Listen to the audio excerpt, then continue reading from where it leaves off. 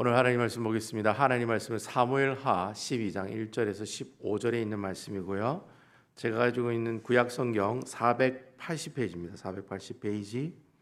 구약 성경 480페이지 사무엘하 12장 1절부터 15절에 있는 말씀, 제가 15절까지 하나님의 말씀 봉독에 올리도록 하겠습니다. 여호와께서 나단을 다윗에게 보내시며 그가 다윗에게 가서 그에게 이르되 한 성읍에 두 사람이 있는데 한 사람은 부하고 한 사람은 가난하니 그 부한 사람은 양과 소가 심히 많으나 가난한 사람은 아무것도 없고 자기가 사서 기르는 작은 암양 새끼 한 마리뿐이라.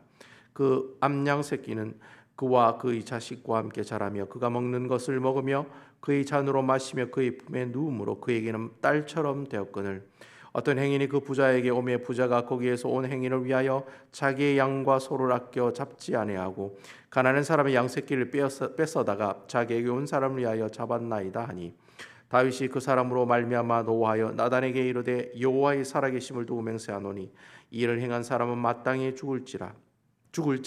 그가 불쌍히 여기지 아니하고 이런 일을 행하였으니 그 양 새끼를 내 배나 갚아 주어야 하리라 한지라. 나단이 다윗에게 이르되 당신이 그 사람이라. 이스라엘 하나님 여호와께서 이와 같이 이르시기를 내가 너를 이스라엘 왕으로 기름 붓기 위하여 너를 사울의 손에서 구원하고 내 주인의 집을 내게 주고 내 주인의 아내들을 내 품에 두고 이스라엘과 유다 족속을 내게 맡겼느니라. 만일 그것이 부조가 있을 것 같으면 내가 내게 저것을 더 주었으리라.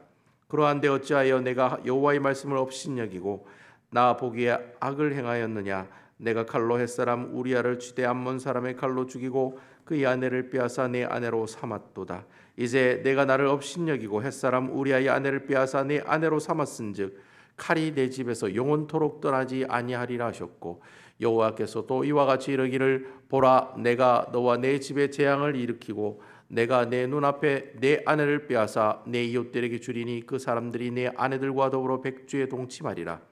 너는 은밀히 행하였으나 나는 온 이스라엘 앞에서 백주의 이 일을 행하리라 하셨나이다 하니 다윗이 나단에게 이르되 내가 여호와께 죄를 범하였노라 하며 나단이 다윗에게 말하여 여호와께서도 당신의 죄를 사하셨나니 당신이 죽지 아니하려니와 이 일로 말미암아 여호와의 원수가 크게 비방할 거리를 얻게 하였으니 당신이 나의 나이가 반드시 죽으리이다 하고 나단이 자기 집으로 돌아가니라.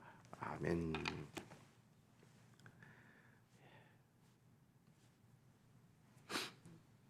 네, 오늘 본문에 있는 이 말씀을 가지고 죄와 회개 사이라는 제목으로 하나님 말씀을 증거하도록 하겠습니다.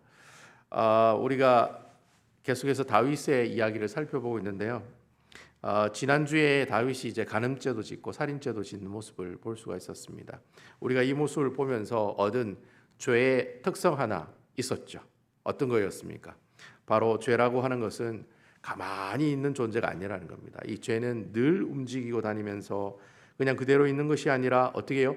점점 자라기까지 하는 그런 속성을 가지고 있는 것이 바로 이 죄다라고 이렇게 말씀을 드렸어요.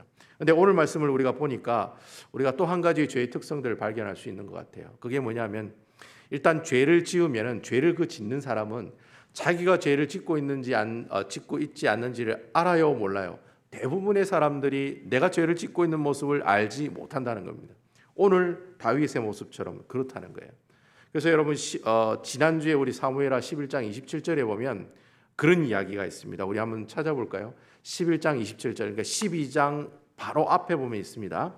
11장 27절에 있는 말씀 우리 다 같이 한번 읽어볼까요? 시작. 그 장례를 마침에 다윗이 사람을 보내 그를 왕궁으로 데려오니 그가 그의 아내가 되어 그에게 아들을 낳으니라. 다윗이 행한 그 일이 여호와 보시기에 악하였더라. 자, 다윗이 사람을 보내서 왕궁에서 사람을 데려와서 왕궁에 누구를 데려왔는데 그 사람이 누구죠? 네, 바로 우리아의 아내 밧세바였습니다. 그 밧세바를 데리고 와서 어떻게 해요? 결국에 이제 아들을 낳게 되고 그리고 다윗이 행한 그 일이 하나님 보시기에는 어떻다라고 했습니까? 악하더라. 그렇게 성경은 이야기하고 있다라고 하는 것이죠. 근데 중요한 것은 아이가 태어나려면 적어도 몇 개월의 시간이 필요합니까? 한 10개월? 뭐 많으면 11개월? 뭐 12개월에 태어난 아이도 있긴 하지만 뭐 또 7개월, 8개월 만에 태어난 아이들도 있잖아요. 적어도 10개월 정도는 다윗이 어떻게 해요? 자신이 죄를 짓고 있었다 없었다 이 사실을 어떻게 해요? 알고 있었다는 거예요? 모르고 있었다는 거예요? 모르고 있었다는 거예요. 여러분 너무 심각하잖아요. 한번 생각해 보세요. 다윗이란 사람이 정말 영성이 풍부하고 하나님과 동행하고 하나님과 함께하고 늘 하나님 앞에 무릎 꿇을 줄 아는 그 다윗이 자신이 죄를 짓고 아기가 뱃속에 있는 동안에 그 태어나는 그 순간까지 적어도 약 한 1년이라고 하는 그 기간 동안에 분명히 자기가 죄를 지었다는 사실을 알고 있어야 되는데 다윗이라고 하는 이 사람은 아이가 태어날 때까지 자기 자신이 무슨 죄를 짓고 있는지 전혀 알지 못하더라는 거예요. 여러분 1년이라는 기간이 길어요, 짧아요? 우리같이 5학년 이상 되는 분들은 다 빨라요. 그냥 눈 깜짝할 사이 벌써 지금 5월달이고 6월달이고 좀 있으면 크리스마스 날이 아니겠습니까, 여러분? 조금 있으면 내일 모레면 좀 덥네 하고 딱 지나가면 겨울이잖아요. 바로 또 크리스마스고 또 크리스마스 지나면 또 갑자기 또 뭐예요? 또 갑자기 또 맥주 감사절이 오고 뭐 그다음 또 이스터 부활절 날이 오고 부활절 지나면 또 여름 지나고 또 그럼 또 겨울 오고 금세 지나가잖아요. 근데 사실 여러분 1년이라는 기간이 다윗의 입장에서는 자기가 죄를 지었다 안 지었다라는 사실을 충분히 알고도 남을 수 있는 기간이라는 거예요. 다윗이라고 하는 사람은 그리해야 된다는 거예요. 왜? 그렇게 살아온 사람이었기 때문에. 그런데 오늘 말씀을 보면 1년이 지나도록 하나님 앞에 자신의 죄를 발견하지 못한다. 이 말이 무슨 말이에요? 다윗이 지금 뭘 못하고 있다는 겁니까? 회개를 못하고 있다는 거예요. 그렇게 회개를 잘하는 이 친구가 이것만큼은 어떻게 해요? 이것만큼은 감추려고 하고 있다는 거예요. 하나님 앞에 1년 동안 다윗이 침묵하고 있었다는 말은 그가 죄가 무엇인지도 알지도 못하고 하나님 앞에 또 어떻게 회개하는 시간을 가지고 있지 않았다는 거죠. 죄를 짓고도 하나님 앞에 회개하지 않으면 결국에는 그 사람은 어떻게 됩니까? 욕심이 잉태한즉 죄가 장사한즉 사망을 낳는다고 그러잖아요. 결국 죄를 회개하지 않으면 그 사람은 나중에 하나님과의 관계가 끊어지게 된다. 그 하나님 관계가 끊어진다는 말을 우리가 유식한 표현으로 사망, 교통사고 사망이 아니에요. 사망이란 말은 하나님과 우리의 관계가 끊어지는 것을 사망이라는 거예요. 바로 내가 회개하지 않으면 그렇게 사망하는 삶을 살아갈 수밖에 없고 점점 하나님과 거리가 멀어지게 되면 어떻게 해요? 하나님과의 관계가 단절이 되겠죠. 에덴 동산에 아담과 하와가 에덴 동산에서 쫓겨났던 것처럼 그게 하나님과 단절이거든요. 너 이제 나가. 너 우리 집에서 나가. 너 나하고 아무 상관이 없어. 보통 엄마들이 그러잖아요. 너 나가. 너 앞으로 이제 지금부터 너 딸 아니야. 내 아들 아니야. 그렇게 단절하여 버리는 그런 이야기를 하는 것처럼 내가 하나님 앞에 죄를 발견하지도 못하고 회개하지도 못하면 결국에는 하나님과 우리의 관계가 끊어지게 된다는 겁니다. 그런데 그때 당시 다윗의 모습은 어떤 모습이었느냐? 너무나도 평안한 모습이었다는 거예요. 죄를 지었으면 불안해야 되는데 너무 평화로웠다는 거예요. 왜냐하면 경제적으로도 풍요로워 요단강 동편을 차지하니까 어떻게 해요? 올라가는 모든 무역상의 길을 다윗이 다 차지하게 됐잖아요. 엄청나게 부를 누리게 됐거든요. 정치적으로도 안정해. 아무도 다윗에게 컴플레인 거는 사람이 없어요. 살인죄를 지어도 간음죄를 지어도 아무 말도 안 하는 거예요. 죄를 지었으면 당신 죄 지었습니다 이렇게 얘기하는 사람이 있어야 되는데 그만큼 다윗의 권위가 권력이 어떻게 해요? 강했다는 거예요. 강하니까 아무 말도 못하는 거예요. 찍소리 했다가 죽을 수도 있으니까. 그러니까 외부적으로 외향적인 모습을 보면 이 다윗은 너무나도 평화로운 삶을 살아가는 일종의 잘 먹고 잘 산 그런 상황이었다는 거예요. 그런데 다윗이 잘 먹고 잘 살고 있지만 결국에는 하나님과 점점 그 관계가 어떻게 되는 거예요? 멀어지고 있는 그런 모습들을 우리에게 보여주고 있다는 거예요. 여러분 그 앞에 그 사울 왕이 결국 이르다가 어떻게 해요? 망했잖아요. 하나님의 버리움을 받고 난 이후부터 사울 왕이 어떻게 됩니까? 점점 하나님의 언약과 전혀 상관없는 사람으로 살아가다가 어떻게 해요? 죽잖아요. 그러니까 하나님 관계가 끊어지면 결과가 그리 되는 거예요. 그런데 지금 어떻게 해요? 계속해서 다윗이 그러한 길을 걸어가고 있다는 거예요. 그게 얼마나 영적인 위기입니까? 다윗의 전 인생을 통해 제일 큰 위기가 찾아온 위기가 바로 이 오늘 본문에 나온 이 영적인 위기라는 거예요. 자기가 죄를 짓고도 그 죄를 알지 못하는 그러한 위기를 겪고 있다라고 하는 거예요. 그런데 정말 감사한 것은 제가 이 12장 말씀을 묵상하면서 느낀 거는 다윗은 진짜 날놈이다. 진짜 다윗은 뭘 하더라도 날놈이다. 잘 되는 사람이다. 야, 어떻게 이럴 수가 있느냐. 오늘 여러분 오늘 말씀의 12장 1절 말씀을 보면 그 영적으로 위기에 처해 있는 그 다윗에게 누가 찾아옵니까? 누가 찾아와요? 여호와께서 나단에게 이르시되 나단을 다윗에게 보내시니 어떻게 해요? 하나님께서 누구에게 보냅니까? 나단이라고 하는 선지자를 다윗에게 보내셨다는 거예요. 이 말이 무슨 말이에요? 하나님이 다윗을 어떻게 하셨다? 찾아가셨다는 거예요. 할렐루야. 아무도 감동이 안 오지. 하나님이 나를 찾아오는 게 아무것도 감동이 안 돼. 그냥 나는 돈만 오면 그게 땡큐예요. 내 자녀만 달면 그게 땡큐야. 하나님이고 뭐고 막 아무것도 상관없어. 그냥 내가 잘 되면 그게 땡이야. 그런 건 아니죠, 여러분. 그런 건 아니죠. 위기 상황 가운데 하나님이 다윗을 찾아갔다는, 그게 너무 중요한 거예요. 어떤 방식으로든 이렇게 뭐 사람을 보내가지고 네 잘못했어 이렇게 죄를 지적하는 방식이든 어떤 방식이든지 간에 다윗이 위기 가운데 있을 때 그냥 하나님이 그냥 그대로 방치하신 게 아니라 여러분들을 찾아가신다는, 내가 제일 힘들 때, 제일 어려울 때, 진짜 하나님과의 관계가 단절되는 그 순간이 왔을 때 하나님께서는 어떻게 해요? 다윗을 먼저 찾아갔다는 거예요. 그래서 오늘 본문에 보면 보내신다라고 하는 단어가 나와요. 보내시니라고 하는 그런 단어가 나오는데, 여호와께서 나단을 다윗에게 어떻게 하시니? 보내시니. 제 얼굴을 보는 게 아니라 성경을 봐야 돼요. 성경. 전 절대로 PPT에 성경 안 띄우거든요. 성경을 봐야 돼요. 보내시는 제 얼굴이 있는 게 아니에요. 성경에 있는 거예요. 12장 1절에 보면 여호와께서 나단을 다윗에게 어떻게 해요? 보내시니, 보내셨다는 거예요. 근데 여러분 참 얄궂은 것은, 여러분 우리가 앞에 있었던 사무엘하 11장에 보면 이 보낸다는 표현을 엄청나게 많이 사용해요. 누가? 다윗이 사람을 보내어 그 여인을 알아보게 하더니, 다윗이 전령을 보내어 그 여자를 자기에게로 데려오게 하니, 그리고 또 그 임신한 사람을 어떻게 해요? 임신함에 밧세바가 임신함에 사람을 보내니, 또 전령을 보내 어떻게 해요? 우리아를 데려오니. 주로 뭐 할 때 데려온다는 말을 씁니까? 다윗이 하나님 앞에 죄 짓고 있을 때 이 단어를 많이 써요. 죄 짓고 있을 때. 근데 여러분 오늘 본문의 말씀은 뭐라고 되어 있습니까? 죄 짓고 있는 그 다윗을 다시 하나님 품으로 돌아오게 하기 위해서 보내시니라고 하는 단어를 사용하고 있다. 그러니까 일부러 이 단어를 사용하는 거예요. 야, 네가 앞에서 계속해서 네가 죄를 지을 때 보내시니, 보내니, 뭐 그 여자 어디 집 여자인지 한번 알아보고 오라. 뭐 그다음 또 야, 우리 집에 한번 놀러 오라고 그렇게 해라. 또 임신하니까 데려오라. 또 어떻게 해요? 우리아를 죽이려고 오라고 또 사람을 보내고, 계속 죄 짓기 위해서 보낸다는 말을 쓰다가 오늘은 하나님께서 갑자기 어떻게 해요? 다윗을 살리기 위해서. 그래서 제가 이 말씀을 첫 구절만 보면서 너무 은혜가 되는 거예요. 이게 은혜다. 할렐루야. 이게 은혜예요. 죄 짓고 있는 다윗을 하나님께서 부르시는 것, 찾아가시는 것, 이게 바로 하나님께서 다윗에게 주신 은혜다라는 거예요. 왜냐하면 여러분, 죄인은 절대로 하나님께 나갈 수가 없어요. 불의한 사람은 절대 천국에 갈 수 없고요. 죄 가지고 있는 사람도 천국에 갈 수 없고요. 하나님과 원수된 관계를 가지고 있는 사람도 절대로 하늘나라의 천국에 올라갈 수가 없어요. 하나님을 만날 수도 없어요.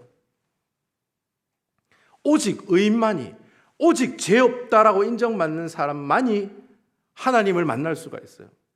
그러니까 다윗이 죄인을 찾아간다는 말은 너무나도 파격적이고 하나님 입장에서 보면 있어서는 안 되는 일이지. 지가 먼저 나를 찾아와야 되는데 내가 지를 찾아가고 있잖아요. 다윗이 하나님을 먼저 찾아오는 게 그게 맞는데, 오늘 성경에 보면 하나님이 다윗을, 죄인인 다윗을 찾아가고 있다라고 하는 겁니다. 이게 바로 하나님께서 우리에게 주신 은혜라는 거예요. 저는 하나님이 주신 그 놀라운 은혜가 여러분 이 자리 예배드린 이 자리에도 고스란히 다가오는 모습이 있으시길 주님의 이름으로 축원을 드립니다. 내가 어떻게 살았든지 상관없어요. 내가 어떤 죄를 지었든지 상관없어요. 하나님께서 부르셔서 이곳에 오셨고, 또 부르신 그 주님을 여기서 어떻게 해요? 만나면 되는 거예요. 할렐루야. 만나면 되는 거예요. 항상 하나님께서 어떻게 해요? 성경을 보면 항상 하나님이 이스라엘 백성들에게 먼저 손을 내밀어요. 그렇잖아요. 이스라엘은 절대로 하나님께 안 나가. 절대로. 우상을 섬기는 이스라엘 백성들 하나님께 먼저 나가는 모습이 있었어요? 아니에요. 일단 하나님께서 일장타장을 하시고 나면 그때부터 잘못했습니다, 용서해 주십시오. 그때서야 하나님께 나오는 사람들이 이스라엘 백성들이었다는 거예요. 그래서 여러분, 우리가 구약 성경을 보면 늘 끼는 게 그거잖아요. 왜 구약이 이스라엘 백성들을 맨날 주 터질까? 왜 맨날 얻어 터질까? 그러니까 여러분, 구약 성경을 보면은 세대할 수밖에 없어요. 계속 하나님께 벌받고 터지고 벌받고 터지고 그 얘기밖에 안 나오거든요. 그런데 여러분, 중요한 것은 무슨 일을 잘못했다 할지라도 하나님께서 이 이스라엘 백성들을 절대로 포기하지 않는다는 겁니다. 포기하지 않으시고 어떻게 해요? 하나님께서 그 이스라엘 백성들을 직접 찾아가시는 거예요. 그런데 여러분, 성경을 잘 읽어보시고, 제가 항상 구약 성경 읽을 때마다 무엇을 염두에 두고 읽으라고 그랬습니까? 안경. 하나님의 나라와 언약이라고 하는 렌즈로 달린 안경을 끼고 성경을 보라고 그랬죠. 왜 이스라엘 백성들을 찾아가실까요? 맨날 죄짓고 맨날 심판받고 매일 하나님께 얻어 터지는 이 이스라엘 백성들, 왜 하나님께서는 계속해서 찾아갈까요? 이유가 뭘까요? 그 이유는 한 가지예요. 하나님이 이스라엘 백성들과 약속하셨기 때문에. 내가 너와 함께 해주겠다. 내가 너와 동행해 주겠다. 내가 너를 다스려 주겠다. 이게 언약이 가지고 있는 세 가지 특징이잖아요. 내가 너를 다스려 주고, 내가 너와 함께하고, 내가 너를 동행하겠다. 이게 언약이 가지고 있는 세 가지의 내용들이거든요. 하나님께서 아담의 언약을 비롯해서 아브라함과 언약을 맺고, 시내산에도 언약을 맺고, 모압과도 언약을 맺고, 모압에서도 언약을 맺고, 모세와도 언약을 맺고, 나중에는 누구와도 언약을 맺습니까? 다윗이랑 언약을 맺잖아요. 바로 그 언약 때문에 죄 지은 그 다윗을 하나님께서 찾아가시는 거예요. 할렐루야. 그 언약 때문에. 그러니까 죄와 회개 사이에 무엇이 있는 거예요? 하나님의 언약이 있다는 거예요. 그것 때문에 하나님이 다윗을 찾아가는 거예요. 원래는 사울 왕처럼 어떻게 해요? 그냥 내리치는 것이 그게 정석이에요. 하나님께서 사람이 보시기에 불순종한다. 그래, 너 나가. 단절하고 잘라버리는 것이, 그게 원래 하나님께서 일을 진행하시는 방법이에요. 근데 여러분, 하나님과 언약을 맺은 사람은 그 사람이 물론 그 죄에 대한 하나님의 분명한 징계와 심판을 하세요. 하지만 절대로 그 사람을 버리지 않으세요. 그 사람은 포기하지 않으세요. 끝까지 어떻게 해요? 함께 하시는 거예요. 끝까지 동행하시는 거예요. 끝까지 하나님께서 다윗을 통치하시고 다스리신다는 거예요. 바로 이 언약이 어떻게 해요? 나중에는 무엇으로 바뀝니까, 여러분? 신약 성경이 누구로 바뀝니까? 예수 그리스도로 바뀌는 거예요. 언약의 성취자의 그 대상인 예수 그리스도가 이 땅에 오심에 우리가 예수 그리스도를 믿는 사람들은 어떻게 해요? 바로 그 죄와 회개 사이에 예수 그리스도가 계시기 때문에 그 예수님으로 말미암아 우리가 어떻게 해요? 하나님 앞에 나아갈 수가 있는 거예요. 할렐루야. 그리고 늘 우리가 교회 앞에 하나님 앞에 예배 드릴 수 있는 근거가 뭐냐? 근거를 대보시오 라고 이렇게 얘기했을 때 우리가 말할 수 있는 대답은 그거예요. 저 예수 그리스도를 믿는데요. 주님이 내 삶의 주인이신데요. 주님이 나의 모든 삶을 주관하시는 분이신데요. 주님이 나의 모든 삶의 구주가 되시는 분이십니다. 그렇게 고백하는 모든 사람들은 어떻게 해요? 하나님, 죄 많은 죄를 머금고 죄를 가지고 있는 우리이지만 예수 그리스도의 그 의를 옷 입고 주님 앞에 나오는 거예요. 바로 그 모습을 오늘 이 말씀을 통해서 우리에게 보여주고 계신다는 거예요. 구약 성경에서는 죄와 회개 사이에 하나님의 놀라운 언약이 있지만 신약 성경에는 그 죄와 회개 사이에 예수 그리스도가 계신다는 거예요. 우리 계속해서 2절, 3절, 4절에 있는 말씀, 제가 2절 읽고 여러분 3절 읽으시고 4절은 같이 읽도록 하겠습니다. 2절은 제가 읽겠습니다. 그 부한 사람은 양과 소가 심히 많으니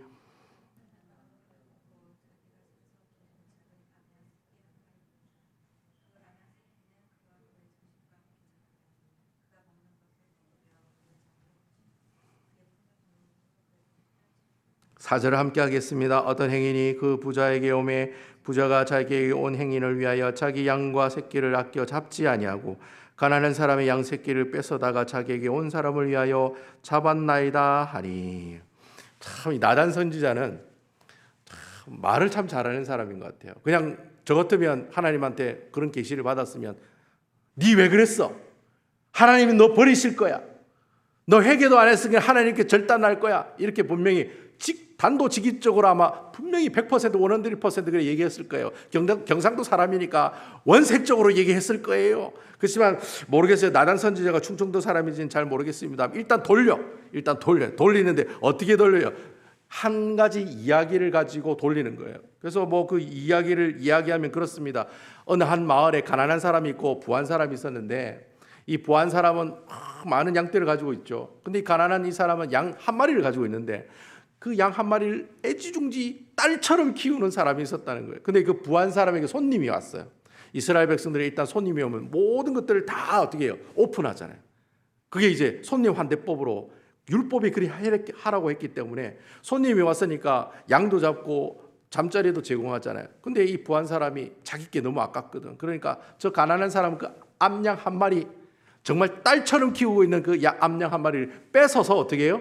그 손님을 대접하는 그런 일들이 있었다라는 거예요. 그 얘기를 이 나단 선지자가 다윗에게 쭉 돌려가면서 얘기를 하는 거예요. 그러니까 그 얘기를 듣자마자 다윗이 뭐라고 얘기합니까? 갑자기 화를 내는 거죠. 어떻게 그런 사람이 있을 수 있냐고. 예? 도대체 어떻게 그래 파렴치한 그런 삶을 살아가는 사람이 있냐고, 그러면서 반응을 보이는 내용이 바로 오늘 본문에 나오는 내용이다라고 하는 겁니다. 자, 그 반응이 이제 5절 6절에 보면 나와요.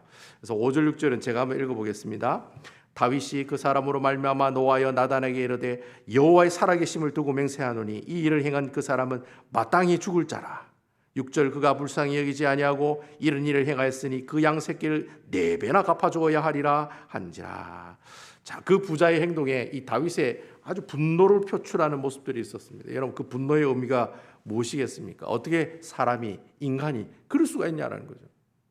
지껏 많은데 왜 남은 것, 그것도 한 마리밖에 없는 그 양을 잡아가지고 뺏어가지고 그것을 손님으로 대접을 하느냐라는 거죠. 그러니까 여러분, 이 다윗은 자기 스스로가 알고 있는 모든 율법 지식을 다 총동원하는 거예요. 그렇게 하는 사람은 죽는 게 맞다.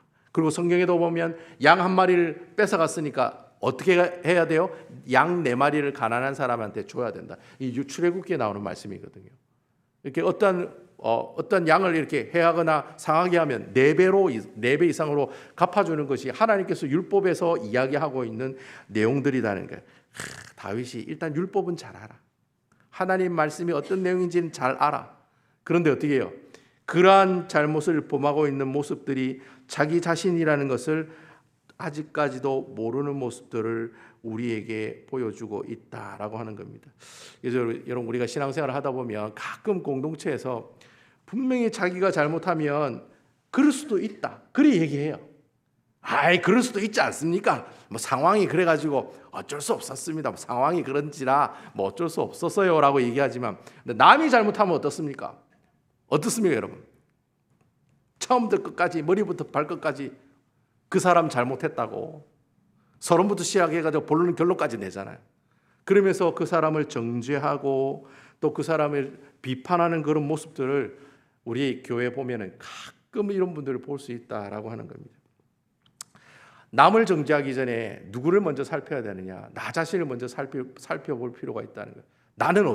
나라면 어떻게 할까? 나라면 그 상황에서 어떻게 할까라는, 먼저 내 스스로를 먼저 살펴보는 모습들이 필요하다는 거예요. 근데 이게 너무 힘들어요. 여러분, 이게 힘들어요, 안 힘들어요? 저는 너무 힘들어요. 목사인데도, 하나님의 말씀을 잘 알고 있는데도, 어느 정도의 인생의 경험도 가지고 있긴 하지만, 그래도 어떻게 해요? 욱하는 건 어떻게 해요? 어쩔 수 없는 거예요. 경상도 사람이 욱하는데 어쩌겠습니까, 여러분? 예? 뭐 다른 분들이 어떨지는 모르겠지만 그냥 단도직입적으로 부산 사람이 앞뒤 안 가리고 욱하면 그걸 누가 맡겠어요? 본능이 그런데, 너무 본능에 충실한데, 그렇게 살아왔는데. 그렇지만 여러분, 그러한 모습들 우리가 너무나도 힘들고 어려운 가운데 있긴 하지만, 근데 이러한 모습들이 나타나는 가장 근본적인 이유는 하나님의 말씀을 모르기 때문에 이런 일들이 나타나는 거예요. 또 하나는 하나님 말씀을 알고 있긴 하지만 그 말씀을 내 삶 속에 전혀 적용시키려고 노력하지 않는 사람, 바로 그런 사람이 바로 오늘 같은 이러한 잘못된 모습들을 우리에게 보여주게 된다라는 거예요. 그러니까 여러분, 하나님의 말씀을 아는 것이 너무나도 중요하고 너무나도 소중하다는 거예요. 매일 하나님 말씀을 묵상하고 주보에 나와 있는 매일 묵상 여러분이 보면서 계속해서 이게 보시는 분이 있더라고요. 이번에 효도관광 가는데 이거 보시는 분이 있더라고요. 얼마나 감사했던지. 여러분 이거 아실란가 모르겠네. 이게 있나? 이게 오늘 처음 이런 게 있었네. 이렇게 하면 절대로 안 됩니다.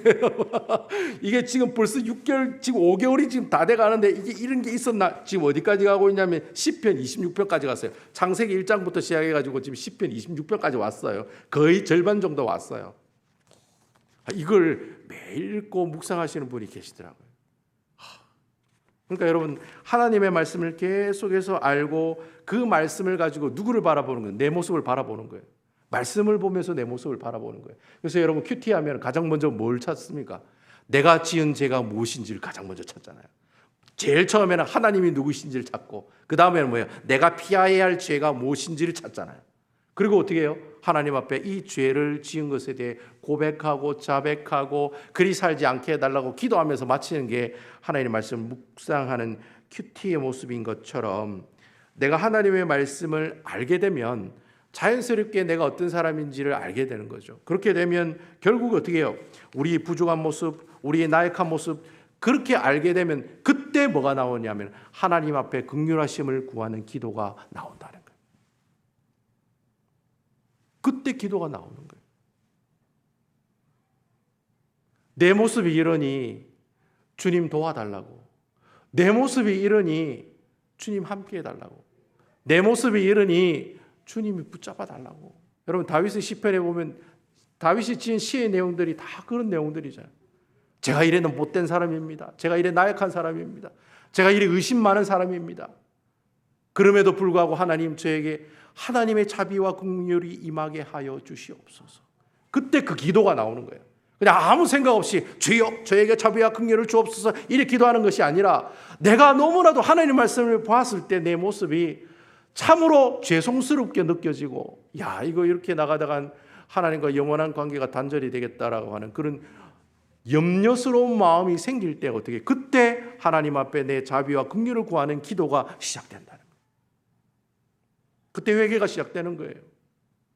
그러니까 말씀을 통해 내 자신을 보지 못하면 늘 어떻게 해요? 그 사람을 세상적인 기준으로 그 사람을 비판하게 되고 정죄하게 된다는 거예요. 말씀을 조금이라도 알고 있으면 한 번 더 생각하고 한 번 더 내 자신을 바라볼 때 어떻게 해요? 그때 하나님 앞에 무릎 꿇는 기도의 시간들이 시작된다는 거예요.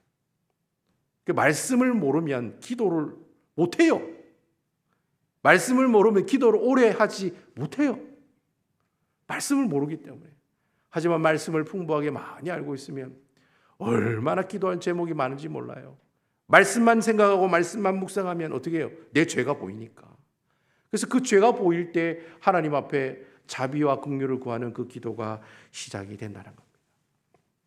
계속해서 우리 7절, 8절, 9절에 있는 말씀 제가 7절, 8절 읽을 테니까 여러분들 9절 말씀 읽으세요.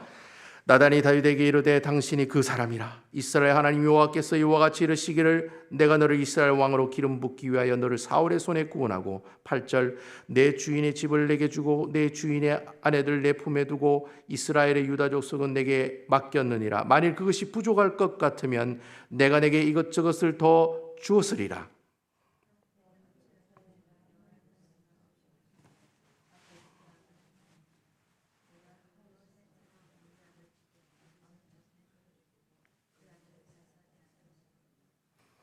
결국 나단이 다윗에게 뭐라고 얘기합니까? 바로 그 부한 사람이 바로 뭐예요? 당신입니다.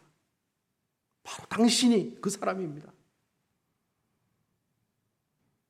하나님께서 다윗에게 그러면서 하나님께서 이제까지 다윗에게 주셨던 그 은혜들을 쭉 이야기하잖아요. 내가 너를 왕으로 세우기에 큰 은혜를 주었고 또 사울 왕이 가졌던 그 모든 것들 다 네한테 주었고 심지어 내가 어려운 것 내가 다 너와 함께 해주었는데 도대체 네가 뭐가 부족한 게 있어서 어떻게 해요? 그런 파렴치한 행동을 했느냐. 그러면서 하나님께서 다윗에게 단호하게 말씀하시는 거예요. 내가 여호와의 말씀을 업신여겼다. 업신여겼다. 업신여겼단 말이 무슨 말이에요? 하나님의 말씀을 멸시했다는 말이에요. 누가 하나님의 말씀을 멸시합니까? 하나님의 언약을 가지고 있지 않은 사람, 하나님을 전혀 모르는 사람. 그런 사람들이 어떤 사람이에요? 하나님의 말씀을 업신여기고 멸시하는 사람이거든요. 근데 다윗이, 하나님의 언약을 가지고 있는 그 다윗이 지금 어떠한 삶을 살아가고 있다는 거예요? 하나님의 말씀을 업신여기며 살아가고 있다고 하나님께서 다윗의 모습을 지적하고 있다라고 하는 겁니다. 여러분, 이런 지적 누가 또 받았습니까? 사울 왕도 똑같이 받았어요. 내가 아말렉 족속을 진멸하라고 했는데 좋은 곳 인마에 포켓하다가 나중에 다 들켜가지고 어떻게 해요? 잘못했다고 하면 되는데 그게 말이죠, 하나님 앞에 좀 더 좋은 예배를 드리기 위해서 그랬습니다. 계속 변명 아닌 변명을 하게 되잖아요. 그러자 하나님께서 어떻게 해요? 그 사무엘 선지자를 통해 사울 왕이 뭐라고 얘기하느냐면, 내가 하나님의 말씀을 버렸으므로 여호와께서 당신을 버렸다. 이때 버렸다는 말이 멸시했다는 말이에요. 네가 여호와의 말씀을 멸시했기 때문에, 네가 내 명령을 그냥 어떻게 해요? 요즘 젊은 사람 말로 씹었기 때문에 어떻게 해요? 바로 하나님께서 너를 어떻게 했다? 버렸다. 그 이야기를 사울 왕에게 하시거든요.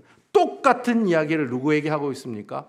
다윗에게도 그 이야기를 똑같이 하고 있다라고 하는 겁니다. 결국 여러분, 다윗이 하나님의 말씀을 버렸기 때문에 결국 뭐예요?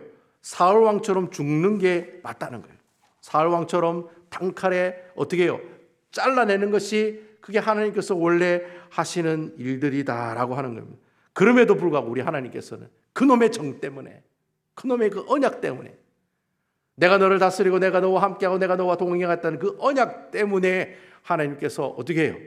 다윗을 계속해서 붙들고 계시는 모습들을 우리에게 보여주고 있다라는 거예요. 여러분, 하나님의 언약을 가지고 있는 사람들, 우리가 지금까지 하나님의 언약을 가지고 있는 사람과 가지고 있지 않은 사람이 계속 충돌하는 것을 봤잖아요. 다윗과 요나단, 다윗과 골리앗, 다윗과 이방인들 다 뭐예요?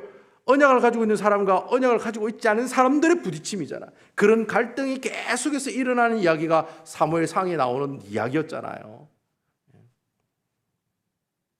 결국 여러분, 하나님의 언약을 가지고 있는 사람은 어떠한 삶을 살아가야 돼요? 하나님의 말씀이 내 삶의 기준이 되어야 된다. 여러분, 아멘입니까? 내가 예수 믿는 사람이면 하나님 말씀이 내 삶의 기준이 되어야 돼요. 하나님이 하지 말라면 안 해야 되는 거예요. 하나님이 하라면 내 생각하고 틀려도 해야 되는 거예요. 그 말씀이 삶의 기준이 되어야 되는데, 지금 다윗이 그 하나님의 말씀을 무시하고 멸시하기 시작하니까 그 삶의 기준이 뭐가 됩니까? 자신의 욕심과 정욕이 된다는 거예요. 내가 왕인데 뭐 이렇게 해도 되지. 내가 왕인데 뭐 다른 여자하고 뭐 이렇게 덤띵 내가 왕인데 뭐. 하나님의 말씀이 내 삶의 기준이 아니라 내 생각이 내 기준이 되는 거예요. 내 생각이 내 삶의 기준이 되다 보니 하나님의 말씀을 자연스럽게 어떻게 해요? 무시하는 삶으로 살아가게 되었다라고 하는 겁니다. 하나님의 말씀이 내 삶의 기준이 되면 늘 내 시선은 누구에게 고정이 되어 있습니까? 하나님께 고정이 되어 있는 거예요. 말씀이 기준이 되면 내 시선은 하나님께로 향하게 되어 있다는 거예요. 하지만 우리의 모든 기준이 인간의 본성을 따르고 세상적인 그 모든 삶의 모습들이 내 삶의 기준이 되면 그때부터 하나님께 시선을 돌리는 게 아니라 어디로 시선을 돌리는 거예요? 하나님께서 기뻐하지 않은 시선으로 그 시선을 돌리게 된다라고 하는 겁니다. 그러니까 여러분, 하나님께서 우리에게 주신 이 놀라운 주의 말씀을 늘 가슴에 품고 그 말씀이 내 삶의 기준이 되면 내가 인간적인 본성을 따르는 그러한 삶들을 내가 어떻게 할 수 있다? 컨트롤할 수 있다는 거예요. 물론 내가 하는 건 아니지만, 성령님께서 하시는 일이지만, 이전에는 내가 이거 했는데 성령님이 나와 함께 하시면 어떻게 해요? 그 일을 더 이상 하지 않는 거예요. 내가 예전에는 이렇게 했는데 지금은 안 하는 거예요. 왜?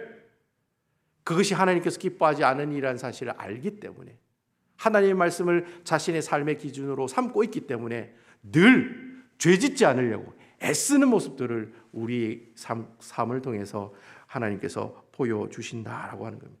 저는 이런 놀라운 역사가 여러분들에게도 있었으면 좋겠어요. 내가 하나님의 말씀대로 했더니 하나님께서 이렇게 역사하셨다. 했더니 이렇게 하나님께서 나의 모든 것들을 해결해 주셨다. 이게 간증이잖아요. 간증이 쌓이고 쌓이면 어떻게 되는 거예요? 그게 내 모든 삶의 기준이 되는 거예요. 그리고 그 기준을 가지고 어떻게 해요? 믿지 않은 사람들에게 얘기하는 거예요. 아니에요. 그런 기준으로 사시면 안 돼요. 이런 기준으로 살았더니 저에게 이러한 모습들이 있었어요. 그게 전도잖아요. 그게 바로 하나님의 복음을 증가하는 삶의 증인의 삶의, 말투서의 삶의 모습들이다라고 하는 것입니다. 계속해서 우리 10절, 11절, 12절에 있는 말씀 제가 한번 읽어보도록 하겠습니다. 이제 내가 나를 업신여기고 햇사람 우리아의 아내를 빼앗아 내 아내를 삼았은즉 칼이 내 집에서 영원히 떠나지 아니하리라 하셨고 11절 여호와께서도 이와 같이 이르시기를 보라 내가 너와 내 집에 재앙을 일으키고 내가 내 눈앞에 내 아내를 빼앗아 내 이웃들에게 주리니 그 사람들이 내 아내들과 더불어 백주에 동침하리라. 12절 우리 같이 한번 읽어볼까요? 시작. 다윗이 나단에게 이르되 내가 여호와께 죄를 범죄하였노라 하매 나단이 다윗에게 말하되 여호와께서 당신의 죄를 사하셨나니 당신이 죽지 아니하려니와. 여러분 벽에다가 이렇게 못을 박으면 못을 빼잖아요. 그럼 뭐가 남아요? 못자국이 남죠. 그 마찬가지인 거예요. 다윗이 하나님 앞에 범죄했지만 하나님께서 어떻게 해요? 그 범죄한 그 죄만큼 하나님께서 징계하시고 심판하는 모습들을 오늘 본문의 말씀을 통해서 이야기하고 있다라는 거예요. 그 징계가 뭐냐? 10절 말씀에 나오죠. 영원토록 칼이 내 집안을 떠나지 않겠다. 계속해서 어떻게 해요?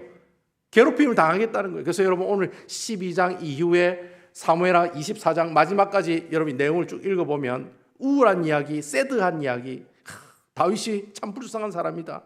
다윗이 뭐 잘 먹고 잘 산 사람도 아니네 라는 감정을 느낄 수 있는 참 다윗처럼 불쌍한 사람 없겠다. 그렇게 이야기할 정도로 계속해서 안 좋은 이야기가 나오고 있는데 그 이유가 뭡니까? 다윗이 하나님 앞에 범한 그 죄 때문에.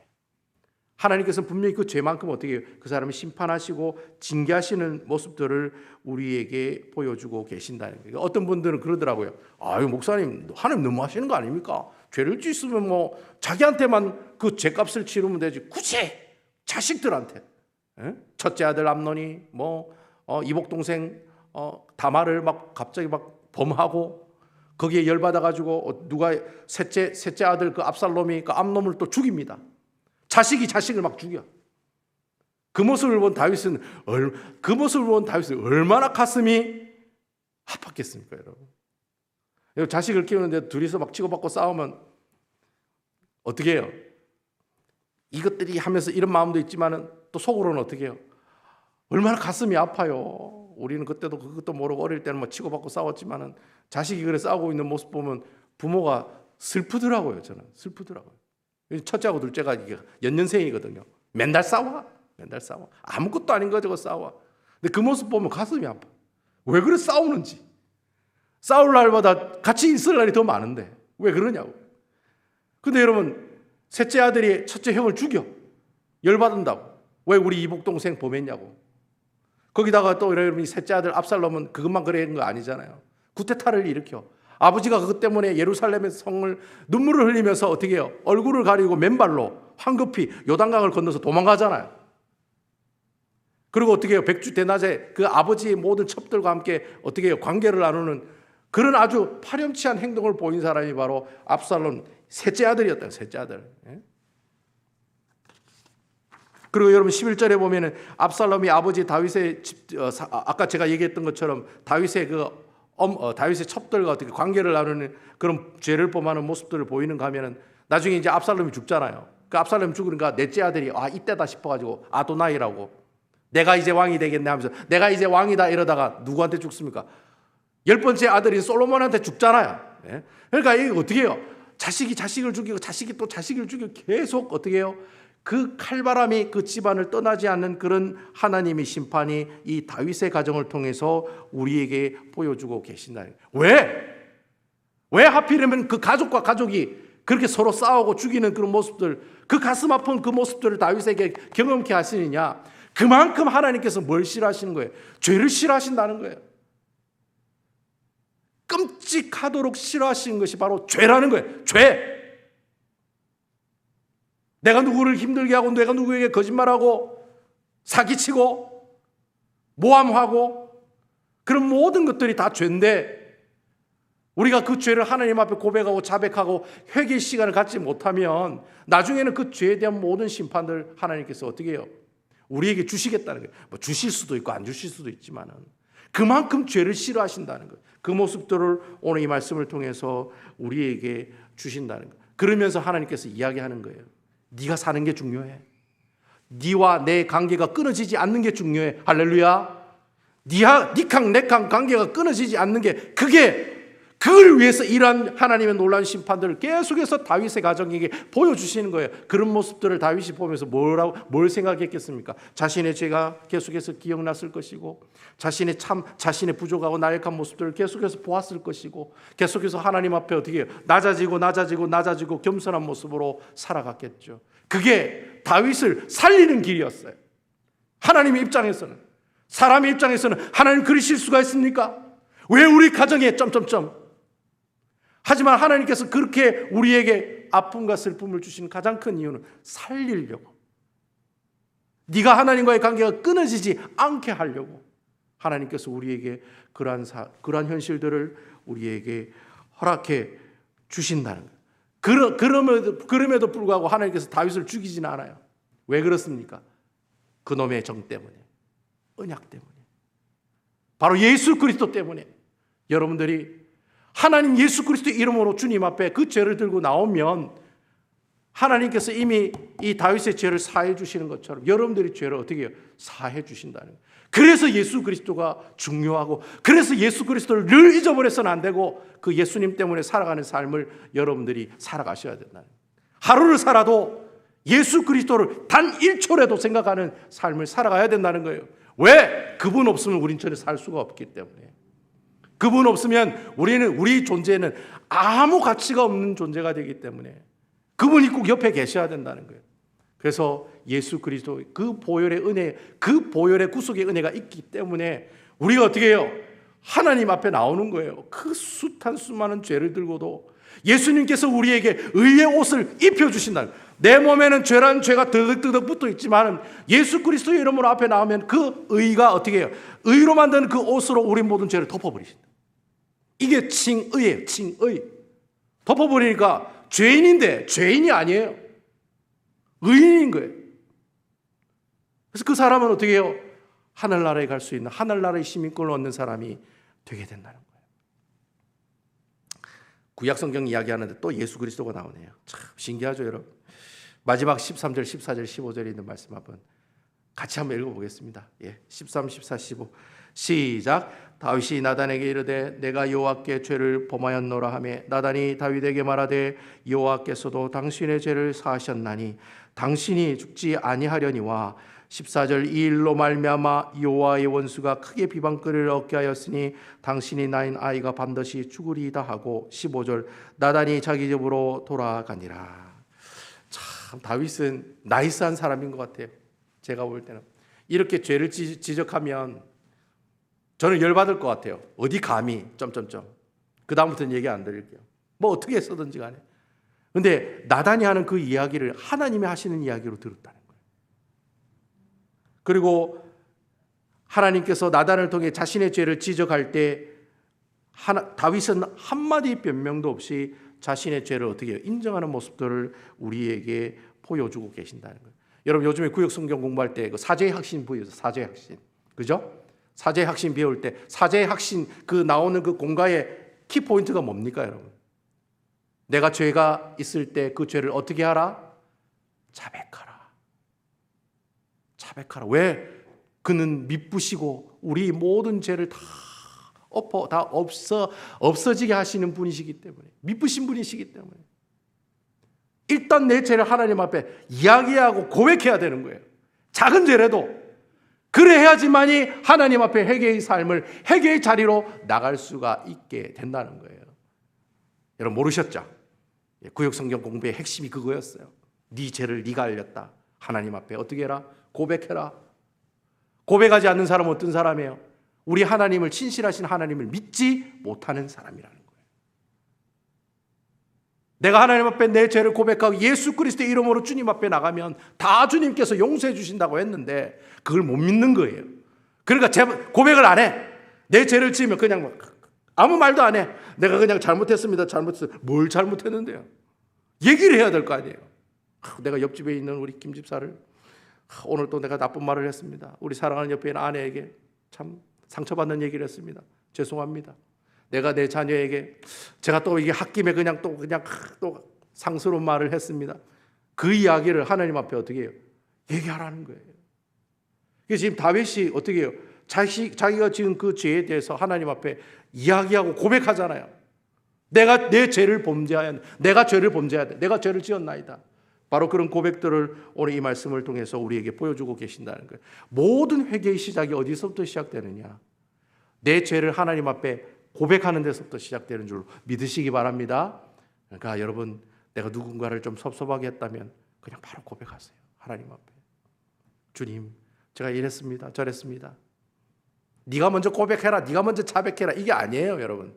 내가 먼저 예수 그리스도의 이름으로 주님 앞에 고백하고 자백하는 그 시점부터 뭐가 시작되는 거예요? 놀라운 회개의 삶이 시작된다는 거예요. 그거 안 하면서 내 잘못했는데요. 그걸 뭘 잘못했는데? 우리 하나님도 굉장히 인격적이신 분이기 때문에 내가 잘못했다면 그 잘못한 사실에 대해 디테일하게 얘기를 해야 돼요. 안 해도 다 알고, 주님 다 알고 계시죠? 다 알고 계시죠? 잘못했습니다. 이래 하면 안 된다는 거예요.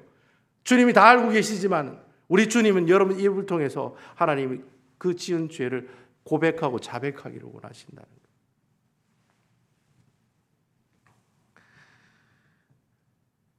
이렇게 하나님의 말씀을 통해서 우리의 죄가 발견됐을 때 그러면 우리에게 나타나는 가장 첫 번째 반응이 바로 제가 금방 말씀드린 하나님 앞에 우리의 죄를 고백하고 자백하는 거죠. 그리고 우리에게 죄 용서함의 모습들을 허락해 달라고 하나님 앞에 이야기를 하는 것입니다. 여러분, 다윗이 죄로 말미암아서 자기가 첫 번째 낳은 그 아들이 죽잖아요. 그 얼마나 슬펐을까요? 그냥 아들이 죽었다 이렇게 한마디로 나왔지만 어떻게 해서든지 간에 뭐 불륜을 통해 낳은 아이지만 내 아이잖아요. 말도 못하는 그런 어떤 슬픔이 있었을 거예요. 그럼에도 불구하고 어떻게 해요? 이런 일들을 통해서 하나님께서 다윗에게 원하시는 것은 니캉 내캉 이 모든 사이의 관계는 어떻게 해요? 절대로 끊어지지 않기를 원해.